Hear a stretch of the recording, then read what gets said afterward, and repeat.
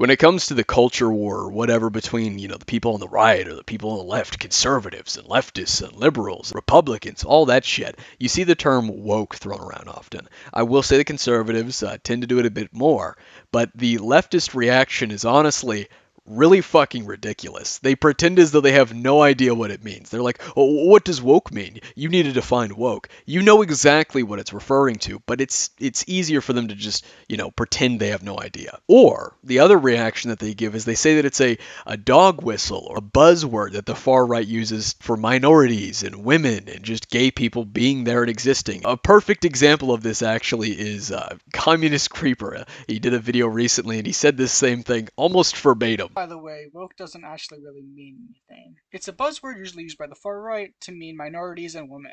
Woke or wokeness is simply a term used to refer to the far leftist ideologies that are hell-bent and obsessed with identity politics and the pseudo-sociological talking points that they have. Communist Creeper himself is a perfect example of this. How many people has he tried to baselessly accuse of being transphobic? Me being one of them, and it didn't turn out so well in his favor. A more specific example being last year during Nekokoda and his tantrum over pronouns, where Communist Creeper did the exact same thing that crowd always does. If you call a man who thinks he's a woman man, which is not misgendering, they'll accuse you of misgendering and then try to reverse misgender you to give you a taste of your own medicine. God, the heinous fucking sin. Would you like it if people just started referring to you as she/her? You probably wouldn't because it's wrong. Oh my fucking god, he did the thing. He actually did it. He did the weird little tactic that the pronoun posse have that I talked about in a previous video. Akumu, I am going to go around and say you are a non-binary squirrelkin.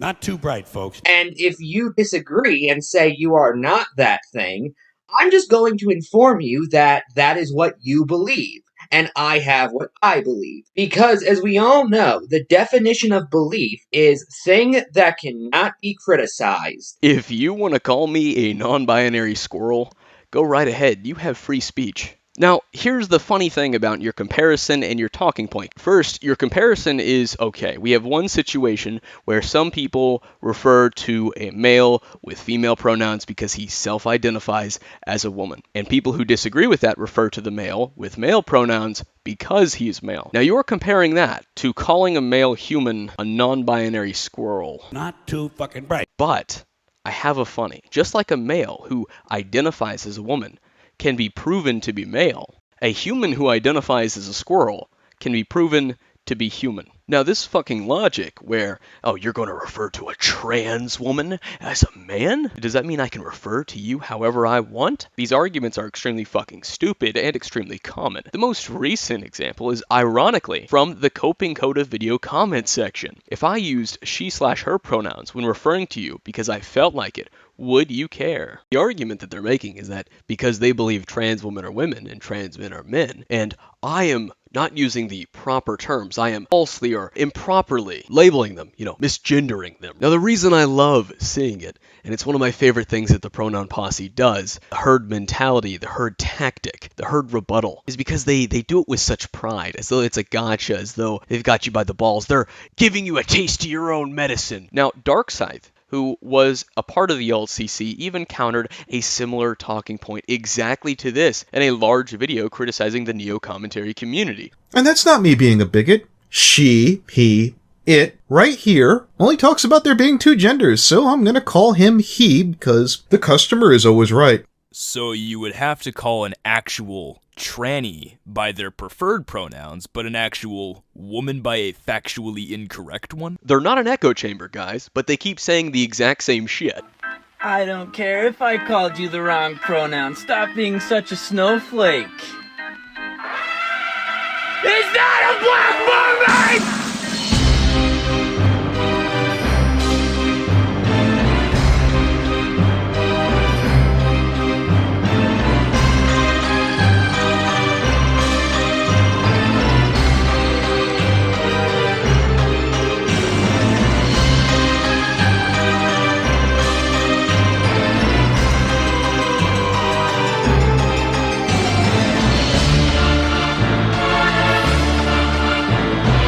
But since there's apparently so many people that just don't know what the term refers to, let me give you an even greater idea outside of that. Calling people transphobic for simply disagreeing with you and the notion that men can be women and women can be men, pushing for men to compete with women just because they think they're women. How about that Netflix show that's targeted for kids, Ridley Jones, where they have a baby cow identify as non-binary? If I'm going to lead the herd, I want to do it as myself. After all, you always say to lead with your heart, right? Well, my heart says that the way I feel most myself is to go by the name Fred. That's because I'm non-binary, and Fred is the name that fits me best. And I also use they and them, because calling me a she or a he doesn't feel right to me. Oh, I didn't know that. No wonder you've been struggling. How could you lead the herd without being yourself? Oh, I'm sorry I used the wrong name and pronouns. Thank you for showing me your heart. How about another example? Another TV show targeted for children, Transformers Earthspark, where they have an Autobot identify as non-binary. Morgan, can you switch, Nightshade's pronouns are they, them. He or she just doesn't fit who I am. Not today.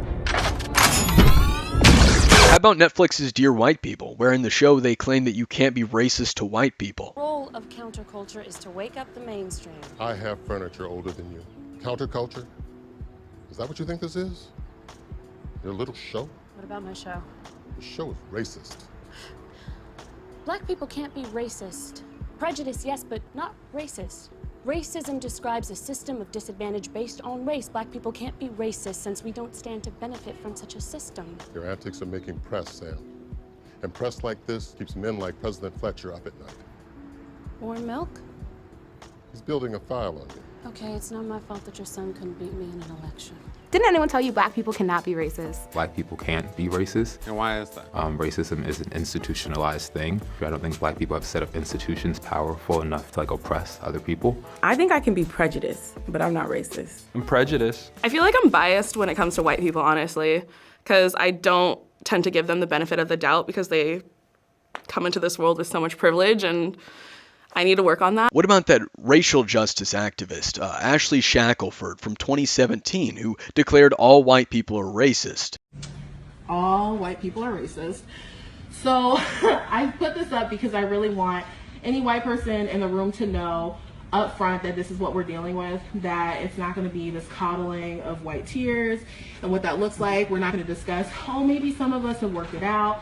No, you're always going to be racist, actually. Now, if we take a look at her board here, there's a couple of interesting words written on it. Diversity, intersectionality, minorities, equality and equity, people of color, safe space, white privilege, capitalism, and racism. Now, where have we seen these words before? So even when you're on your path to trying to figure out how to be a better human being, because I believe that white people are born into not being human, like that actually instead of people of color and black folks being dehumanized, that actually everyone is dehumanized off rip within white supremacy, that y'all are born into a life to not be human, and that's what y'all are taught to do, to be demons. So in this particular way, white people are all racist. So I just want y'all to know that up front. Oh wait, now she goes by Hunter Shackelford and is a trans fat activist who won't shut up about black cishet men. How about the racial activists and the BLM people that want to exclude white people from things? This message is to all our would-be accomplices and white allies. This message is to all the white people who have BLM in their bio. If you really want to prove to black people that you love us and you care about us and you are down for the cause, do not go see that movie opening weekend. You buy your ticket, you give it to a black person or a black family who can't afford to go, and then you go sit at that theater in front of the doors. You make sure that every black person in that theater can enjoy that movie in peace. You make sure that you use your body to block us from anybody who would be coming in that theater to do us harm. That is your job. You can go see it on another weekend. Go see it on the second or third weekend. But the first weekend, that's for us. To do anything other than this is anti-black. Now, this may sound wild, but has this obsession with race created an environment where woke people and racists are becoming the same thing? Because if it's true, perhaps one of the first signs was seen 6 years ago in this small college in Washington. The annual day of absence at Evergreen State College involved minority students leaving campus for the day to raise awareness of their contributions. But then in 2017, organizers decided to reverse the roles and ask white students and faculty to leave campus instead. Get out! You're not helpful! Get out! Brett Weinstein, a white professor, objected, citing these demands as forced segregation and discriminatory. And soon after, Weinstein's objections were met with protests and accusations of racism as student activists called for his resignation for promoting white supremacy.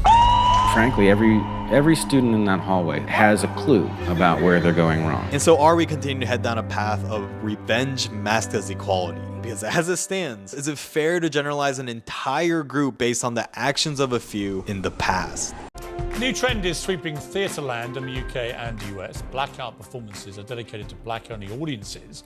Those who are not black are asked not to buy tickets. The Theatre of Royal Stratford East in London says no one's excluded from attending their new show, Tambo and Bones, but promotional material makes clear that white people aren't wanted at the production on the night in question. Says a blackout night is a purposeful creation of an environment in which an all black identifying audience can experience and discuss an event in performing arts free from the white gaze.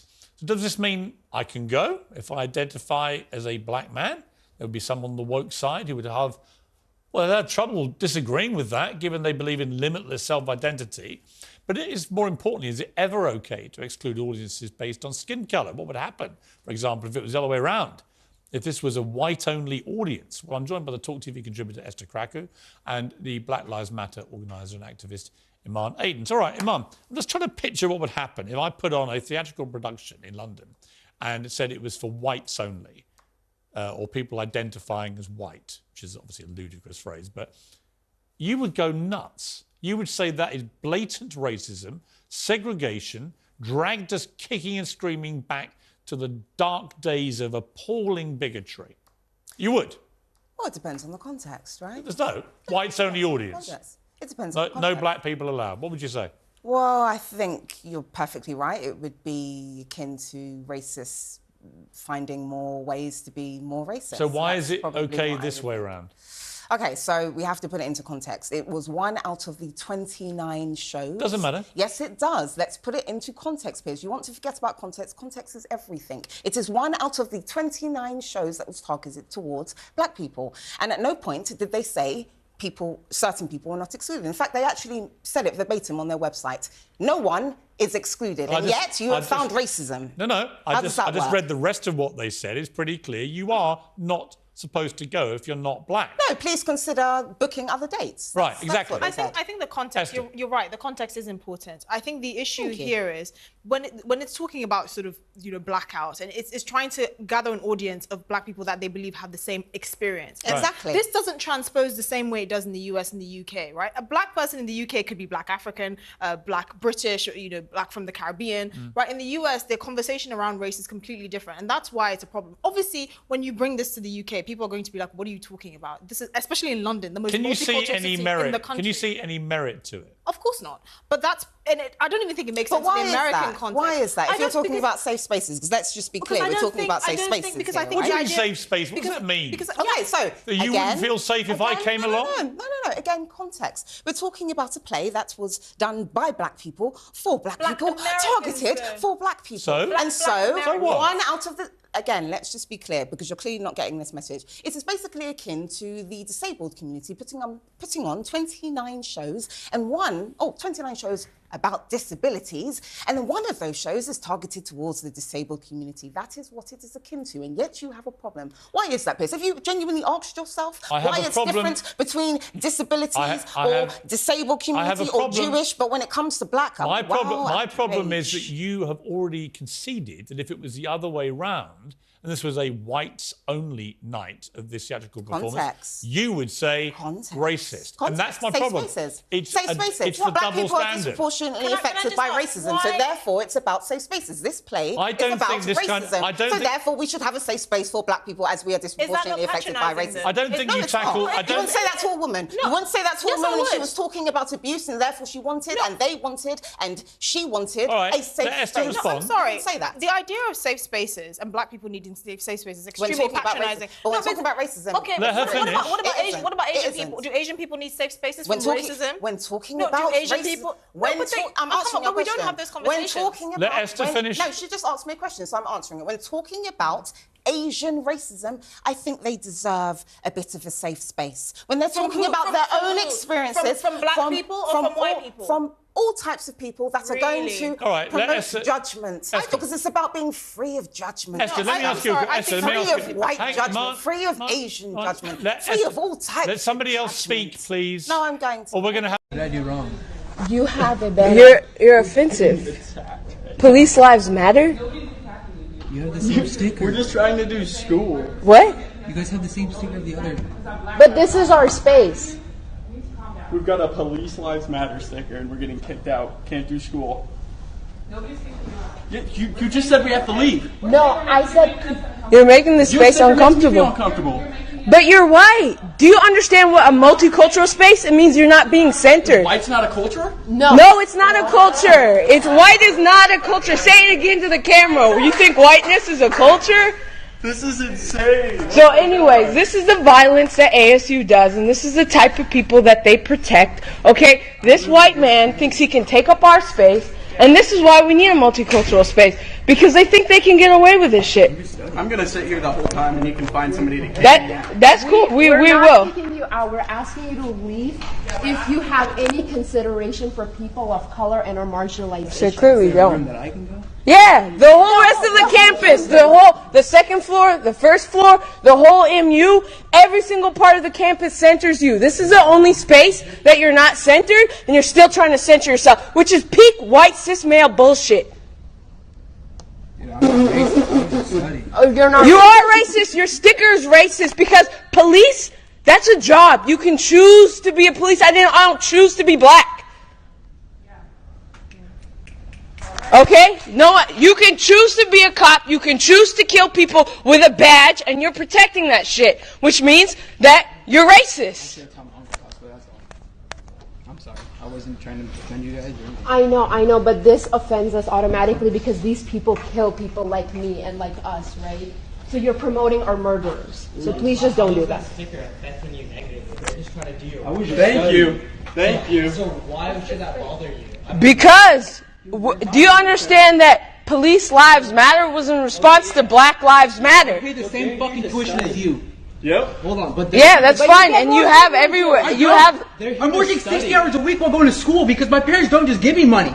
It doesn't matter. I could keep going on and on about transgenderism and race in regards to being woke. I could go over the fact that they're pushing gender identity theory onto elementary schoolers, onto the next generation, and teaching gender identity theory as a fact in the school curriculum. Several curriculums during Pride Month have been leaked.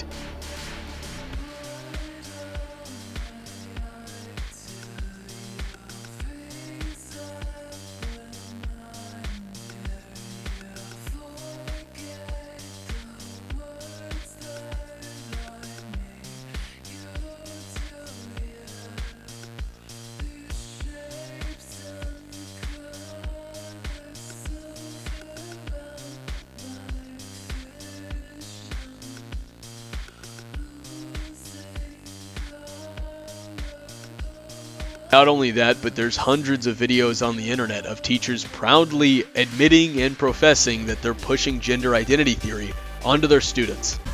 Out to play ball so we could ruin them. Mama said that it was okay. Mama said that it was quite alright. Our kind of people had a bed for the night, and it was okay. Mama told us we were good kids, and Daddy told us never listen to the ones the nasty fingers and making fun, cause we were good kids. Don't get me wrong, I didn't have it bad.